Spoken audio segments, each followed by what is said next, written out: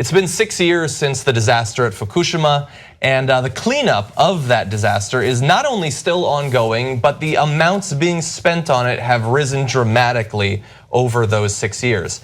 In case you're not familiar with it, blessedly unfamiliar with a terrible event, a massive undersea earthquake on March 11th of 2011 sent a tsunami barreling into Japan's northeast coast, leaving more than 18,000 people dead or missing. During that, 3 reactors were sent into meltdown at the plant in the worst such accident since Chernobyl back in the late 1980s. Now, in November of last year, the Japanese government said that the cleanup and compensation costs for the disaster would be an unprecedented $180 billion, doubling the earlier estimates. Now understand that this cleanup is not only continuing now, it will continue to go on for at least several decades. And so the estimate that was $90 billion at one point and $180 billion last year could well continue to rise.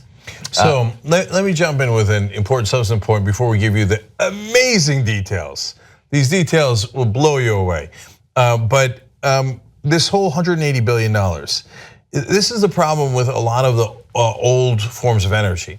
They privatize the gains and socialize the costs. So are those companies gonna pay $180 billion? Of course not, they can't afford it.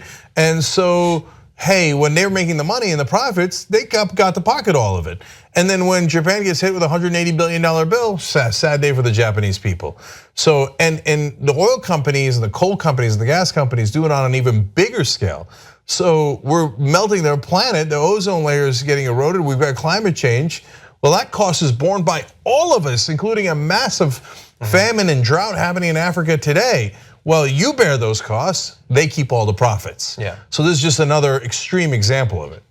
Yeah, and with numbers that are just difficult to comprehend. I mean, we're talking about larger than the GDPs of many countries that are being spent just on the cleanup from this one accident. And so there are some amazing things that have developed out of this. Now, if you remember back during the initial disaster, there was this large zone that could not be inhabited by humans. There will be a zone off into the rest of human civilization that will not be able to be inhabited. But they're trying to get some of those villages back on their feet, clean them up so that people can once again inhabit them, but they're coming up against a couple of problems. One of which is, I kid you not, radioactive boars. And so once humans moved out of the area, in the same way as happened in Chernobyl, wildlife filled that void. And without humans to hunt them and drive them off, their numbers exploded. And boars, this is actually the case in America as well, in many parts of the South, they will come in there and they will begin to breed in huge numbers. And because of the radiation in the area, which they apparently are not as affected by as humans, they're very dangerous to consume, with levels of radioactive material 130 times above Japan's safety standards. But the crazy thing is not that there are radioactive boars. It's the number of radioactive boars. They've already killed 13,000 of them. And it's not enough, they're still running around. So what happened was that they're in the woods and there's the villages, the towns. Everybody is removed from the 12-mile exclusion zone. The boars come down, but they're already radioactive because of the disaster. That's why it's an exclusion zone and the humans aren't there. So they've taken, and then they find food, right? And they start eating the food and they start multiplying.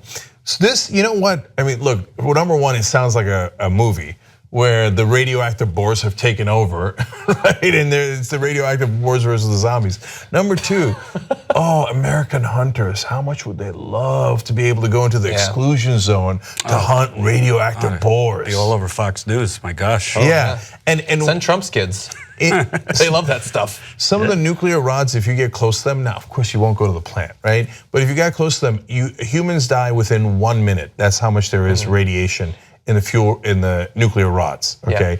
Now, you think knucklehead American hunters won't be like, oh yeah, let's go do the radioactive boars anyway. Yeah. Right? Don't go into the exclusion zone. It's a really bad idea. It's not just boars that become radioactive. And then of course there's Godzilla. But clearly, okay. The media's trying to hush it up, but he's out there.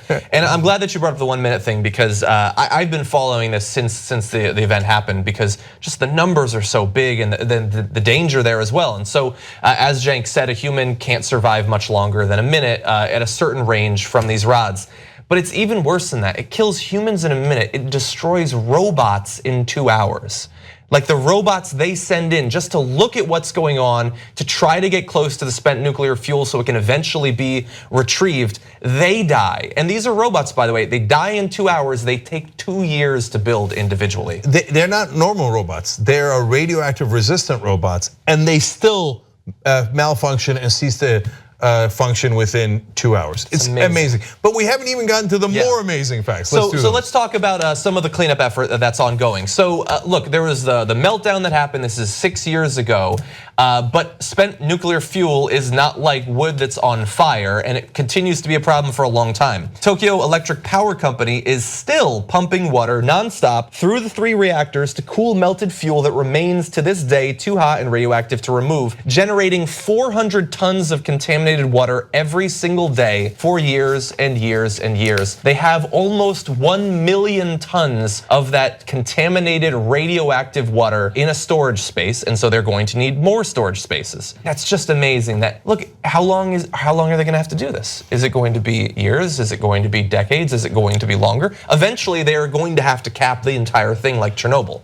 But also, something that's really troubling is a lot of these workers are taking off their hazmat suits. Like we saw that in Josh Fox's documentary, the long-titled one, I can't remember, oil spills and all this all over the world. They're taking off their hazmat suits. So besides the threat of the bore, all the however many are cleaning this up for years, their health is very much a risk. Yeah, and we should also recognize that at the time of the event, and this has been the case in a couple of nuclear problems like this, there were individuals, engineers working at the power plant that gave their lives to attempt to limit the damage of it as it was ongoing.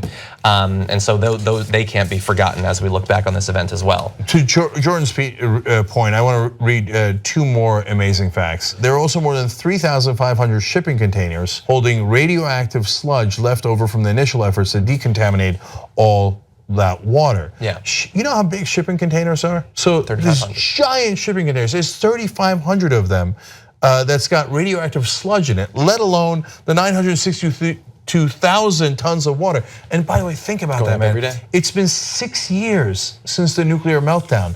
The water is still too hot after 6 years. And they have to keep pouring the water in constantly to cool it off, otherwise it's gonna have an even bigger explosion. And they have to keep storing that toxic water. And then finally, to Jordan's point, every day some 6,000 cleanup workers dispose of their protective hazmat suits and other gear, so far generating nearly 65,000 cubic meters of gear, enough to fill 17 million 1-gallon containers. Every day they gotta get rid of those suits, 6,000 workers, day after day after day. The waste and the devastation from this nuclear fallout is amazing, unparalleled. And it continues, and they're planning for decades from now where they're going to store some of this stuff. They had a plan at one point, by the way, that contaminated water that's been moved through the nuclear fuel to try to cool it. At one point, they considered diluting it and releasing it into the ocean. That was not a popular plan, thankfully, but don't discount it. It could possibly happen. Well, they got to put it somewhere. Where the hell are they going to put it? God only knows. And so the Japanese fishermen are like, no, don't put it in the water. The boar are already radioactive. Then you're going to put it in the water, and the fish are going to get radioactive, and then we're going to eat the fish. No! So and that was already a fear after the initial disaster as well. This is not sustainable. You know, they talk about sustainable energy, wind, solar. This is not sustainable. There's one other thing I wanted to mention though. So we did a story about a month ago about some of the environmental concerns over a proposed expansion to the Turkey Point nuclear generating plant in Florida. And so there's obviously concerns in the wake of Fukushima that this sort of flooding could happen eventually at other nuclear sites and potentially cause the same sort of devastation. So they already have this plant near the coast. They're going to be building 2 additional plants. And so I used a tool, it's publicly available, you can use it, and you can look at particular parts of the coastline, you can input the expected warming that's gonna happen due to global climate change, and you can see the change in the coastline based on those increases. I used the most conservative increase in global temperatures that there's no way we're not going to exceed. Those locations where they're planning to build the nuclear power plants will be underwater within 70 to 100 years, and they are still going to to build them there. And so maybe not during our lives, but during our kids' lives, that is going to be an absolutely massive problem. And we're setting up that problem right now. I don't know why that's not a bigger part of the conversation. Don't put nuclear power plants next to the water. But they do, because they need water for the nuclear power plants. Yeah, and these particular ones actually have these massive channels that they use that they say are hermetically sealed from ocean water and drinking water, but we told you they're not. There's reports showing that they're not. They use that as an integral part of their cooling station. That's right now in Turkey Point. And don't move people back in when there's radioactive boars on the loose. I know boars are aggressive to humans without the radioactive. I'm no expert, but they are. So, I mean, I know people want to move home and all that, but that's some scary shit. First. Yeah, don't forget what happened to Robert Baratheon. I was already thinking about that. You can help hire investigative reporters that'll chase down stories no one else will. Be the media. TYTnetwork.com/go.